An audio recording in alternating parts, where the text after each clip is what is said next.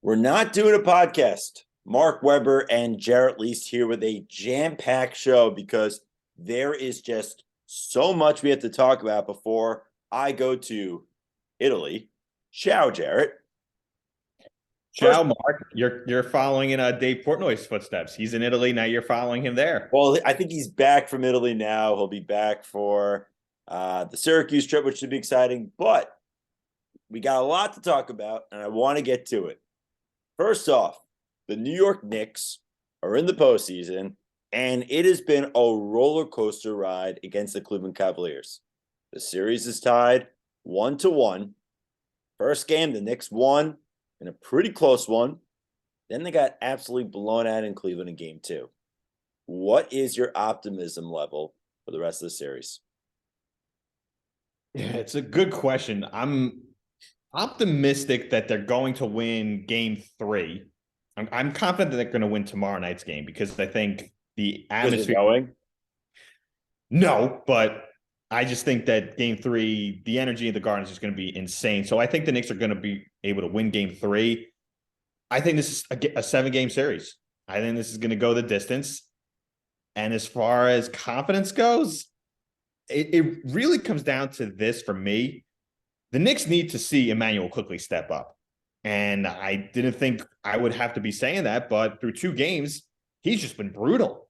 And they need him to step up in a big way because he was such a big contributor for this team throughout the season. And so far in the 2 games, he's been awful, just absolutely awful. And if he's not going to step up, this team's in trouble because you can't rely solely on Jalen Brunson and Julius Randle. Emmanuel quickly needs to step up. He's got to be a big-time performer starting tomorrow night in game three. Manuel quickly so far in this series, 31% from the field and 17% from three on 13 shot attempts, and 6 of them were from three. Quickly, one of the most important players for the Knicks, third among win shares for New York this season. 4 turnovers. The only Knick with more turnovers is Julius Randle, who has a whopping 11, which is just pitiful. Now, going forward, as they are playing in New York for the next 2 games, the Knicks have not lost to Cleveland in New York this season. They were 1-1 in the regular season in Believe Land. Do you think that stays for the postseason or no? No. I think it's going to be very difficult for the Knicks to win 2 games and go up 3-1 going back to Cleveland. I don't see it because this team, there was a lot of eye-opening things from game 2, and they really need other guys to contribute. Quentin Grimes has got to step his game up. I just mentioned Emmanuel quickly. At this point, RJ Barrett's a lost cause. I'm done with him. I think you're done with him, Mark. I've been done with him since the regular season. Come on. There's It was like ever since he signed that contract, he just he's completely off. fell apart. He's absolutely dreadful. He's just terrible. I said before the series that he could have been an X factor if he made his bunnies. Well, guess what? The guy can't make a shot to save his life. He's just absolutely awful. This needs to be his last season as a Knick. He's got. Whoa. I'm not worried. I'm not worried about that now. I'm worried about this series, see how it goes. But RJ Barrett's got to be gone in the offseason. I can't watch him play anymore for this team. What are your thoughts on RJ? I mean, RJ Barrett, the facts are facts. Like I've said in this podcast before, I really haven't been high on him all year, and it's hard to be, especially in this postseason. 24% from the field, 13% from three on 25 attempts. But this season, I mentioned quickly was third in win shares, which values how much you really mean to specific wins throughout the season. Quickly was third this regular season. Brunson and Randall obviously top 2. RJ Barrett, 9th, behind Josh Hart, who joined the team in the middle of the season, and Jericho Sims, who can't crack the postseason roster. Now, given how well the Cavaliers have been doing this season, Donovan Mitchell kind of has been quiet, and seeing the way Grimes has struggled, Toppin's not getting much playing time, and the way RJ Barrett's playing, would you kind of wish that there was a redo of that trade or no? At this point, it's just, well, if the Knicks had Donovan Mitchell, how would Jalen Brunson be with the Knicks? I'm sure Jalen Brunson would be very good, but this is Jalen Brunson's team currently. With Donovan Mitchell in the fold, it would be a totally different situation. yes, the Knicks would be really good with Donovan Mitchell and Jalen Brunson, and they wouldn't be playing the Cavaliers in a first-round series because Donovan Mitchell wouldn't be there. He'd be here. But that's neither here nor there. My focus is just solely on this series. And as far as Donovan Mitchell goes, he went nuclear in game one. The Knicks beat the Cavs. He was quiet in game two, but Darius Garland went nuclear in game two. Who was drafted right after RJ Barrett. Of course. I mean, 2019. Just throwing salt on the wound when it comes to the RJ Barrett disaster. But you absolutely know Donovan Mitchell is going off at the Garden. He's going to score, in my opinion, 40 in each of the next two games. But look, the Knicks were able to win game one with him going radioactive. The Knicks still split the series, split the 2 games of the Garden if he puts 40 in both games. Yes, because in game one, he scored 39 and they won game one. So it really just comes down to if Mitchell and Darius Garland both go crazy, then the Knicks aren't going to win. The key for the Knicks is they need both Jalen Brunson and Julius Randle to play really well for the Knicks to win this series. They need other guys to step up, including Emmanuel quickly. I'm a little concerned because he was brutal in the 2 games, and he just didn't look like himself at all. It'd be one thing if Quickly was just firing up shots and missing shots. That's happened to him, but he didn't even look like he was able to get to his spots. He just looked tentative and uncomfortable. Emmanuel Quickly must step up his game starting in game 3 tomorrow night. If not, the Knicks are going to lose this series. At the Garden this season, in 2 losses to the Knicks, Donovan Mitchell, 24 points and 23 points. In Cleveland, on the other hand, 42 points and 38 points, and that is in the regular season this year. Now, to a topic that really gets Gerrit going, to say the least. Brett Beatty, we discussed this ad nauseum last week, that he does deserve to be on the New York Mets roster. Now, he is in Flushing. The problem is the Mets really aren't quite buying him, and he's not really hitting too well either. Is there a sense of relief now he's on the Mets? The New York Mets, not the Syracuse Mets. Well, it's about time he's finally here, and it's only been a few games. Brett Beatty's going to be a big-time player for the Mets if the Mets play him every day. You're already seeing it in the lineup against the Giants coming up later tonight. He's not in the lineup because they're facing a lefty. I understood it the other night when he's not in the lineup against Clayton Kershaw, who's a legend, but Sean Manaea, who's good on lefties as well. But this is how the Mets ruin players. They don't know what the hell they're doing. They never know what the hell they're doing, and they never will know what the hell they're doing. They treat every prospect that they call up like a part-time player. They give them no confidence, and then they all turn out to be busts. Just look across who they're playing tonight, the San Francisco Mets. You got Michael Conforto there, J.D. Davis there, Wilmer Flores there, Darren Ruff, who cares about him? But guys don't. Darren Ruff is a Mets legend. It's just, it's unbelievable how the Mets want to try to be a team like the Atlanta Braves, how they win division after division, and they always screw it up. They just don't let their kids come up and play. They don't let them go through the growing pains. And it drives me absolutely insane. And they'll never learn. They just will never, ever learn. So Brett Beatty in 9 games for Syracuse hit 400 with 5 home runs. Now, 2 guys that are still stuck in Syracuse, Marc Vientos and Ronnie Mauricio. Marc Vientos is hitting 364 in 15 games this season. And Ronnie Mauricio is hitting 355 in 16 games this season. Gerrit, does it have to take them to hit 400 for them to be on New York Mets rosters? They can hit 1,000. They could hit 1,000 and they won't be on the Mets roster. And if they do get called up, they won't play every day. It's just ridiculous at this point. I love Buck Showalter. He is such a great manager, and he's the reason why the Mets win a bunch of games. How many World Series has he won? Just out of curiosity. He's won 0. I know. I got how many seasons? He's managed a bunch of seasons, but he's never won a World Series. But he was a big reason why they won 101 games last year. But if you want this team to have its ceiling raised, you need to have these kids come up and play every day so they get acclimated and comfortable by the time the season gets going. in the months of July, August, and September, where they're actually ready to perform in clutch moments. And they're just going to be treated like part-time players, and they're not going to perform. This is how they just ruin players all the time. I could just go on and on and on about what this franchise just continuously does wrong, but they just never seem to learn. New ownership, new management, other organizations like the Braves, like the Dodgers, like the Astros, they bring up their prospects and they let them play and they let them go through growing pains. And the Mets just don't want to seem to do it. So I'm done with my rant on the Mets. You could fill in on what else they have going wrong for them, even though they are 12-7. All right, so it's enough about the Mets for now. Let's go on to a team that you've called me out off air for not talking too much about, and that's the other baseball team in New York, the New York Yankees. Gerrit Cole is having a phenomenal season this year. He leads the entire major leagues among all starting pitchers and wins above replacement. Now, New York has 3 pitching stars in its town: Cole, Justin Verlander, and Max Scherzer.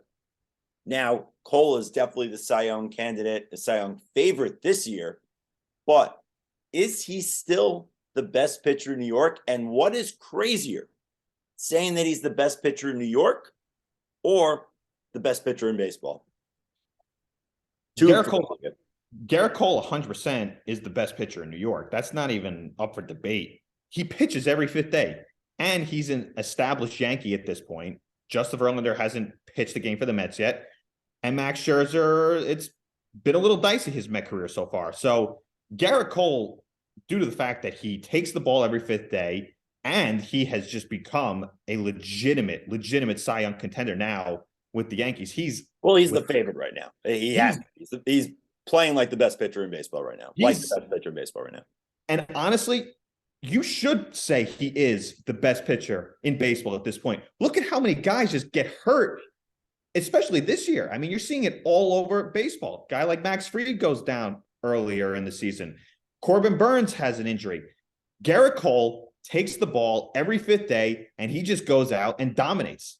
That is such an important quality to have as a starting pitcher, the fact that you are available to pitch for your team. And he has really come into his own as a Yankee. He's comfortable in the Yankee pinstripes right now, and he's off to an incredible start. I think he's going to win the American League Cy Young at this point. He just looks like a guy who, especially after saying that in April, that's a bold claim to just say in April. I think the fact that he pitched really well last year in the playoffs, that gave him even more confidence and more comfortability in New York. And you're seeing it to start this year. He looks like a guy who is totally settled in New York Yankee pinstripes. And I think he's going to have a monster season. He's already off to an incredible start. I think Gerrit Cole is going to win the American League Cy Young. And he is right now, in my opinion, the best pitcher in baseball. I'll say it. I think he's the guy. This is going to be a weird thing to say, but I think Cole, at this point, he has to be the favorite to win the Cy Young for the American League. He leads all major league pitchers and wins above replacement, as I mentioned. 0.95 ERA, 4-0 record, leads the entire major league and wins as well. Hasn't allowed a home run this season, which is huge for him. Humongous. I still don't think he's the best arm in New York. I'm still going to have to go Max Scherzer. I know Scherzer has been just dreadful this season, and now this 10-game suspension isn't helping. But I like to look at a larger stretch of time. I like to look at how guys have played in the last 3 years. And in the last 3 seasons, Max Scherzer is the best pitcher of Cole, Justin Verlander, and himself. So I think Scherzer definitely is the best arm in New York at this point. Justin Verlander all time is the best of those guys, but Gerrit Cole is the favorite to win the Cy Young right now in April 2023. A lot could happen, but right now, Gerrit Cole is the favorite to win Cy Young, and that is just tremendous for Yankee fans who have been very hard on this guy from day one, and reasonably so, given the contract that he got. That's the other thing that you give him so much credit for, because when the Yankees first signed him, it just felt like Yankee fans just hated him no matter what. And I understand he gives up some home runs. But they were rooting a lot for him, though. That was the thing. Course. There was a lot of support for him. Yeah, because look, you sign a $300+ million contract. There's so much expectations, and you're expected to be almost a savior for the Yankees rotation. And to this point, he has been. He's been great in the playoffs for this team. And I keep saying it. The reason why I say he's better than Scherzer at this point, and even Verlander, Scherzer and Verlander are breaking down. They're getting older. They're older pitchers. Gerrit Cole's in the prime of his career, and he's just a horse. You never have to worry about him taking the ball every fifth day. He puts the team on his back when he's on the mound, and there's just nothing to worry about when Gerrit Cole is pitching for you. Now with Max Scherzer, it's just what injury is going to pop up next? With Justin Verlander, what setback is going to occur? Is he going to pitch for this team in May, or is it going to be a few weeks longer? There's question marks with those two guys at this point. Gerrit Cole, there's more answers than there are questions in my book with him. So he's the best pitcher in New York. And right now, I'll say he's the best pitcher in baseball because he pitches all the time. Wow. Who would ever think that a Mets fan would say that, especially after the Mets got Verlander and Scherzer, that Gerrit Cole would be the best pitcher in town? Such a shame.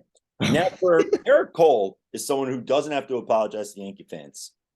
There is a Yankee that is apologizing to fans, and it feels a little weird because, like Cole, he has been successful in the postseason, but he's apologizing for his injuries. Giancarlo Stanton has a hamstring injury, is out 6 weeks, and is actually apologizing to fans and saying that it is unacceptable for him to be injured this much. Now, if you're wondering how often Stanton is injured, out of the possible games that he could have played in the last 4 seasons, he's been injured for 41% of them. Stanton has been a pretty good Yankee. Should he really be apologizing to fans, or should there be a bunch of other Yankees that should be? Because I don't know about you, I have a list. What would your list start with? A guy like Aaron Hicks, Josh Donaldson, Isaiah Kiner-Falefa. Look, when it comes to Giancarlo Stanton, he doesn't need to apologize, but he's made of glass. The guy gets hurt breathing. It's every single year he's got his 6 to 8 to 10 week hamstring injury. And he's just, it's the other question really with him is he worth the contract?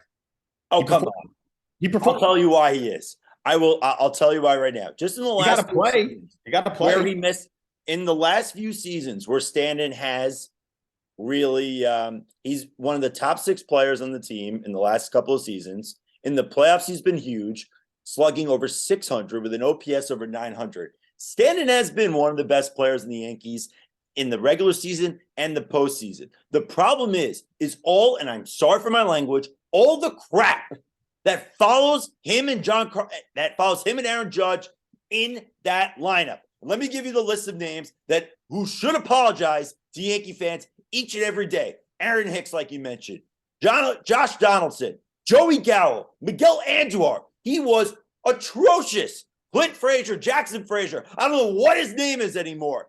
And Gary Sanchez. Those are the guys that should be apologizing. Stanton, it's great. Fine. Apologize. You've been injured a lot. You've also been really, really good. And the Yankees got you for absolutely nothing. Do not apologize. Yankee fans should be thanking you for being able to hit in the postseason and the regular season. I just named a bunch of other Yankees that should be apologizing. Gary Sanchez should still be writing letters to New York Yankees. Josh Donaldson should be apologizing every single day. Kiner-Falefa is terrible. And you know what? He's not even on the list because there's been so many guys who've been terrible for this team. And that's why they haven't won a World Series or made the World Series since 2009. Stanton, it's great. We'll accept it. Fine. Yankee fans should accept it. But stop, because there's been so much worse. Oh man, that bravo. That just bothered me so much. I mean, now I know why you didn't want to talk about the Yankees. You just only wanted me to talk about the Mets so I could look like a raging maniac. I just feel bad for Stan. Welcome. He's been so good. Welcome to the one party. One of their best players. And I there's still so much garbage around him. I still can't get over the fact you apologized for saying the word crap. I've literally said shit how many times in this podcast, and you're apologizing for saying crap. You're a saint, Mark Weber. I got to tell you, but look, Giancarlo Stanton. No, he's been great when the moments have been called for him. But look, he just doesn't play enough, and he gets hurt. You don't even know how he gets hurt. I mean, Aaron Boone said the other day he got hurt decelerating. You usually get hurt accelerating. It's just Giancarlo Stanton's got to change something about the way he trains because it's clearly not working for him in terms of staying durable. But he'll miss 6 to 8 weeks, probably longer. He'll come back. He'll rake in October. And hopefully the Yankees don't have to see the Houston Astros this year because maybe they're off to a kind of a slow start this year. Maybe they avoid them in the playoffs and they'll get to the World Series for the first time since 2009. You never know. They got to avoid the Astros, though. There's still just so much garbage in that lineup that it doesn't matter if Stanton, it literally, because we've seen it. It doesn't matter if Stanton hits 300 in the postseason. There's just so much garbage in that lineup that Stanton could play incredible like we've seen in the postseason, and they won't reach a World Series, and it's just probably never going to happen in the Steinbrenner. Well, I have a question. Okay. I have a question for you. So it was the Angels were playing the Yankees at the stadium this week, and the Yankee team store was selling Shohei Ohtani Team Japan jerseys. What are your thoughts on the Yankees team store selling Shohei Ohtani jerseys? It's a little weird, don't you think? Yeah. The Steinbrenners really need to make their money. That's what it is. I mean, that's why they'll raise the prices as much as they can, and that's why they can't afford anyone to help Stanton and Judge in that lineup. That's I'll say that. I mean, kudos to them. They're businessmen. Maybe they're more like George than we thought. Probably not. All right, moving on from that. Let's go back to one of our favorite segments we haven't done in a long time. With it or not with it. The NFL draft is next week. I will be in Italy. It will be the first time I'm missing the NFL draft, and I'll have to say the first time since 2013 when I was stuck doing a project at Syracuse University, and I actually snuck out to watch Eric Fisher get drafted in one of the saddest moments in my sports fandom life. Now, if you are not into the NFL like you and I are, but you think you should care about the draft, which team is more with it for the draft? The Giants or the Jets? It's a good question. I think it's probably at this point going to be the Giants because they have more needs. They have more needs than the Jets. And look, the Jets have 3 top 45 picks as of today because they haven't made the Aaron Rodgers trade yet. Who knows? We'll see what happens in the next week. But I think the Giants are more with it in terms of the draft because they have more holes on their roster and they got to address wide receiver. I think that's the most important thing because I think the Giants are going to draft a wide receiver and I think the Jets are going to draft an offensive lineman. So if you just compare 2 picks, what's more with it? An offensive tackle or a wide receiver? The answer is a wide receiver. It's a sexier pick.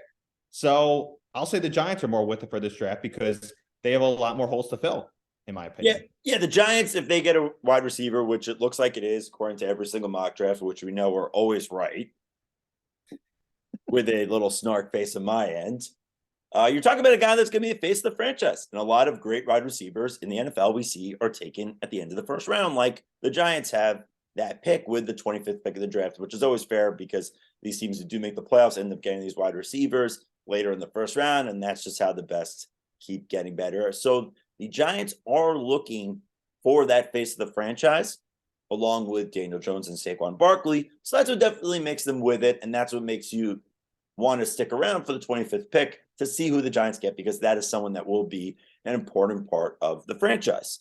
Now, that being said, that's based off the mock drafts.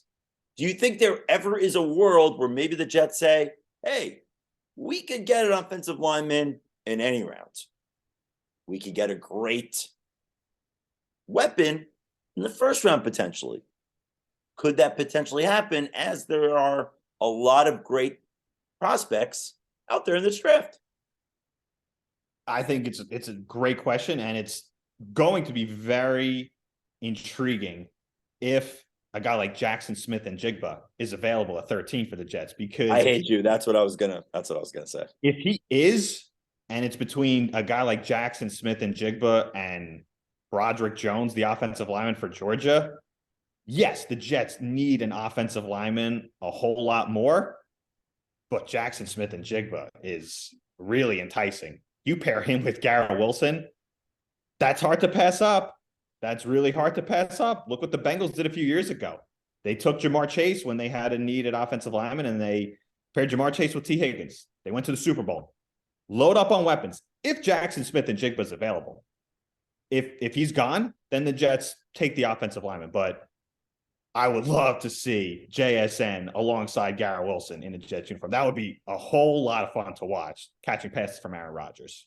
And remember, in the 2021 season, who had more receptions out of JSN and Garrett Wilson? It was JSN. He had more receptions. And we saw how electric that team was, that Buckeyes team was in 2021. I would love for that to happen. I would love to see them try to get him, especially in a year where you still don't know who's under center for the Jets. Hopefully it's Aaron Rodgers. Hopefully it's not Zach Wilson. But if you load them up with weapons, it'll make up for, I mean, Sam Darnold would be so furious seeing them having JSN and Garrett Wilson on that team. That's how the Jets will be with it in this draft if they get a guy like Jackson Smith and Jigba. But it's a name that I'm really going to have to learn how to pronounce better. JSN 11. That's JSN it. 11. No, that is definitely catchier. That is how they will be with it. But it looks like they'll get an offensive lineman. Who knows? But I do like that call that if he is available, the Jets have to go for him. 100%. He's an electric playmaker. I don't think he's going to be available. I just can't see 12 teams passing on a talent like him before the Jets are on the clock. So I think he'll be a gone. Wide receiver, so there may be teams that think they could get him later. I mean, Tankathon, for example, has the Texans picking him right before the Jets pick at 12. So we will see. Another interesting scenario would be, which I think is very unlikely, but what if Jalen Carter falls? If he falls to 13, what do? You pair him with Quinnen Williams. That'd be that's the guy you have to go for. There's a lot of intriguing options. There's a lot of intriguing options that the Jets have to weigh if some guys fall, but I think they'll play it safe. One of those top 3 offensive linemen, I think, will be there, and I think that's what will probably end up being the Jets pick, which you can't be mad at a situation like that in my book. Okay. Before we officially wrap up the show, I want to get a quick segment going, and it's called Windows Open or Window Close. Now, it is the springtime. As Gerrit knows, this is the time where a lot of people are going to be complaining about the weather nonstop. It's either too hot or it's too cold. There's a window of opportunity for everyone in sports. There's either a time to win now or close it up and win later. Real quick, let's just run through this. Windows open or windows closed? The New York Yankees right now. Open or close? Their window's always opened. They're always going to be, they always have a chance to win, even though they always come up short in the playoffs, but they always make the playoffs. They're never going to have a closed window. They're the New York Yankees. New York Islanders. Window is closing. Closing. All right. New York Rangers. I promise I won't go through all the New York teams, but this is just. Why not? Let's do them all. Rangers, it's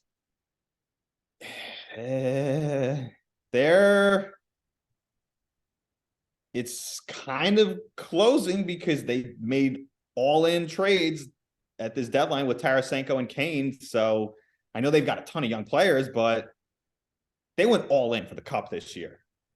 They got to win this year. Brooklyn Nets. Who? All right. Justin Verlander and Max Scherzer in Mets uniforms. It's a 2-year window, so of course it's short. But look, the Mets, their window's going to be open for a long time because you got the pockets of Steve Cohen. He'll always spend. That's the best thing about the Mets currently. But this current window is short. Look, Max Scherzer could be gone after this year, and Justin Verlander's gone in 2 years. So the current roster, it's a closing window for sure. Billy Epler's tenure with the Mets. Let him get Shohei Ohtani, and then he could get the fuck out. Honestly. The Jets getting Aaron Rodgers. What, you think this is not going to happen? And He's coming to the Jets. San Francisco, Tiki Barber's now confirming it. More WFAN people. Oh, please, he's another Jet hater. Give me a break. He's going to be a Jet. He texted Calais Campbell saying, come join me and win a championship. He's going to be a Jet. And finally, a non-sports one, Gerrit. Succession for the rest of the season without Brian Cox. Well, I mean, spoilers for anybody. I mean, R.I.P. Logan Roy. But the episode without him was absolutely incredible. I mean, that show's it's all time. It's an all-time show. It's crazy to say it. We're going to miss Logan Roy for the remainder of the series, but the writers of that show are absolutely incredible. That show's window remains open until the finale, the last second of that show. It is one of the greatest shows ever. And for anybody who says, oh, it's not that great of a show, just pound rocks, okay? Enough. I don't want to hear from you. Gee, Gerrit, my goodness. All right, poor Gerrit Lee. You believe it too. You don't like. Oh, it's the truth. If people have such a short attention span, they need a death or someone tortured to enjoy themselves. Succession it's a thinking man show, like Exactly. Gerrit and I. For Gerrit Least, I'm Mark Weber. Show the shirt. Show your shirt. Not worth winning them if you can't win big. All right, Mighty Ducks, I love it. Arrivederci, and we'll be back with NFL draft recap and hopefully for Gerrit, Mark Vientos, and Ronnie Mauricio for New York Mets. Enjoy gelato. Thank you.